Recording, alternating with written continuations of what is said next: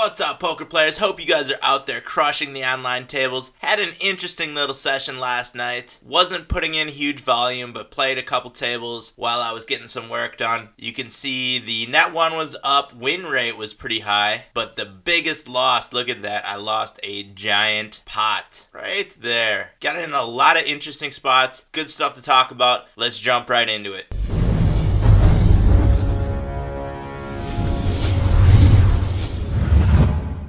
First hand we're looking at is pocket twos from the cutoff. We open raise to 3x, and we get called by the big blind. Wind up flopping bottom set. They check to us. We bet $2, 2/3 of the pot. They call. $7.25 in the pot now. Obamka is pretty short stacked there with only $16.50 behind. We continuation bet $4.59. That's going to set us up perfectly to get the rest of his chips in on the river. The river is a 6. None of the draws get there. He's only got 12 behind. He checks back again. We get him all in, and he makes the call. And we take down a $40 pot with the trip deuces. Now we are at a 50 and out table. We have pocket aces under the gun. Open raise to 4x. We get called by the cutoff.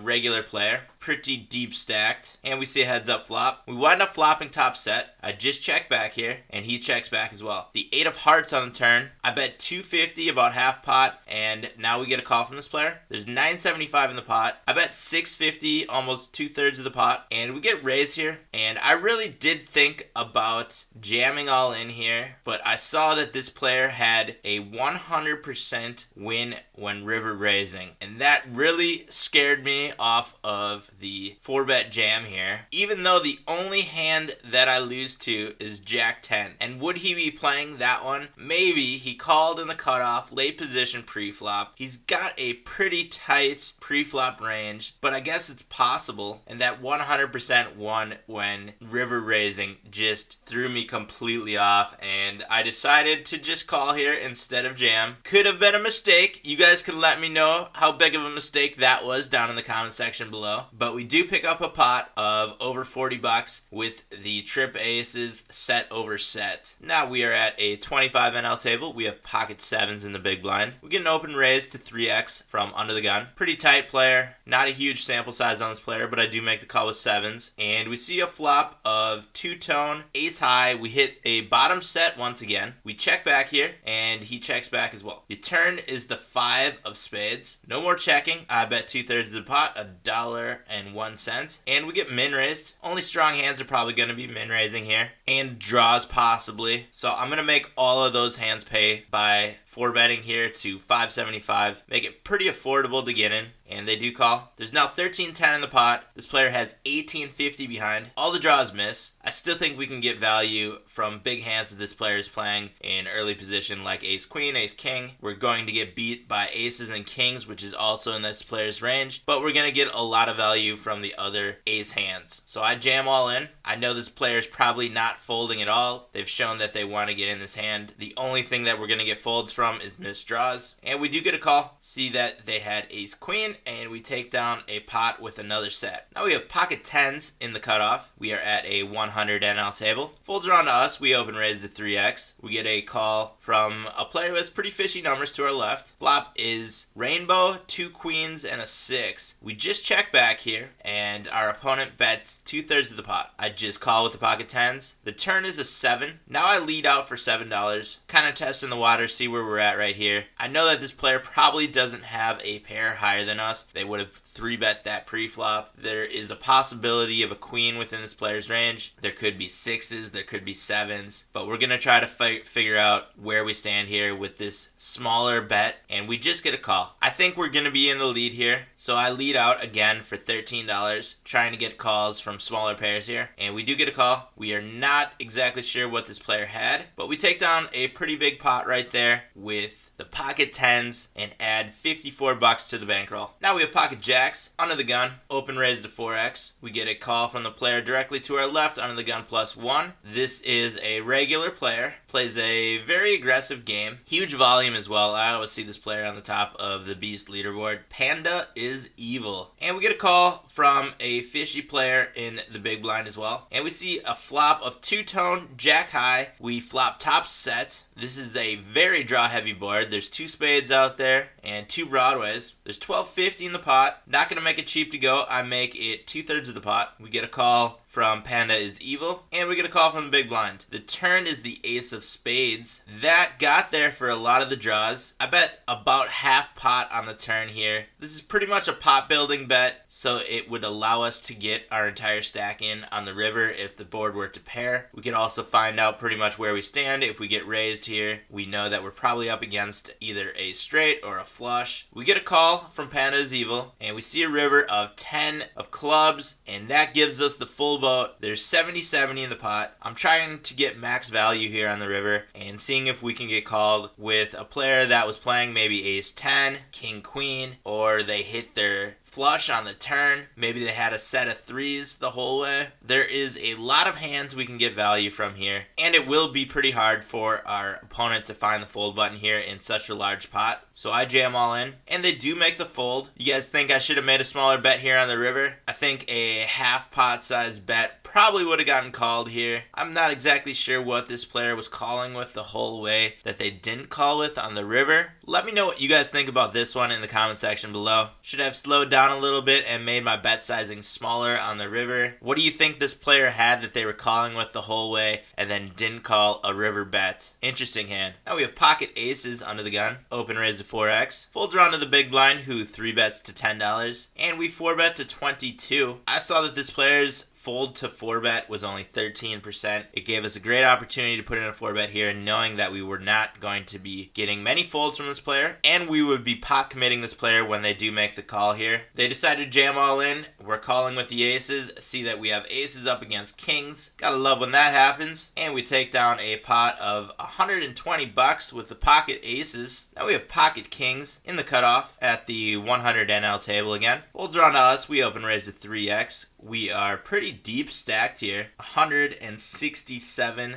big blinds, and we get raised from the player to our left, who we do not have a large sample size on, and they are also very deep stacked at over 170 big blinds. This is a pretty good spot to be in unless this player has aces. Folds back to us. I see that this player hasn't folded to a 4-bet yet. Yes, the sample size is incredibly small of only 77 hands, but I make a 4-bet here. I probably could have made the 4-bet a little bit larger because of how deep our stacks were. We get a call from the button player, Wise Yo-Yo, and we wind up flopping top set. That is a great flop for us. There's $43.50 in the pot. This is a pretty dry board. Rainbow, king high, unless this player is playing suited connectors like Jack 10, Jack Queen. They really don't have too many drawouts here. I check back, and we get a little bit less than a half pot size bet here from Wise Yo-Yo, and I just call. We see a queen of clubs on the turn. There's now 84-82 in the pot. I decide to check back and let this player continuation bet again, hoping that they're on some kind of draw. Not the Jack 10 because that got there then. Maybe they have ace queen, ace king. Maybe they have pocket aces. I think looking at this player's numbers now, I probably could have let out here on the turn, but they do check back. I see there's only 11% bet on the turn from this player. Yes, it's a very small sample size, but it might have been a better move to lead out on the turn. We see a 7 of clubs on the river. Now a club draw got there. There's 84-82 in the pot still. I decided to lead out for $49.95. I think we're going to get a lot of calls here from hands that were calling 4-bets pre-flop, betting the flop. We're probably going to get a call from a king, a queen, maybe even a 9. Maybe this player had pocket jacks or 10s. I think this is a better bet sizing than that hand earlier where we jammed all in. I think this is going to get us pretty much the optimal value. And we do get a call and take down a pot of a little bit less than $200. We don't know what this player had, but that is a pretty large stack and a big win. All right, you guys ready for the hand of the evening? Here we go. We get an open raise from the under the gun player to 3x. We have pocket jacks on the button. I just call. This under the gun player is pretty tight, has an 8% pre-flop raise. Small sample size, only 192 hands, so it's probably a recreational player. We also get called by the big blind, who is a regular, pretty tight player as well. And we see a flop of two-tone jack high. We flop top set with the jacks. Big time hand. Checks around to us. We bet $6, 2/3 of the pot, and we get a call. The turn is the king of diamonds. There's $21.50 in the pot. Checks to us. We bet 14, and we get a raise to $42. We do not have a ton of info on this player, and we're not quite sure if this player would be making this move with king jack, king 10, king queen, maybe just a flush draw. Maybe they hit a set of 10s, maybe they hit a set of 8s. We're losing to an ace queen, which I think is pretty much the only hand in their range that we're losing to. So I do make the call. I guess they could have pocket kings as well that we would be losing to, and that would be a big time cooler. But we make the call, and the river bricks. It's a 6 of hearts, and this player jams the rest of their stack in 85-41. I see this player has a pretty high aggression frequency, 58% bet on river, a really low showdown 1 percentage of 38%. I can't see folding a set of jacks here. I know that the only hands that we're losing to are going to be ace queen or pocket kings here, and we are ahead of the majority of this player's range, so I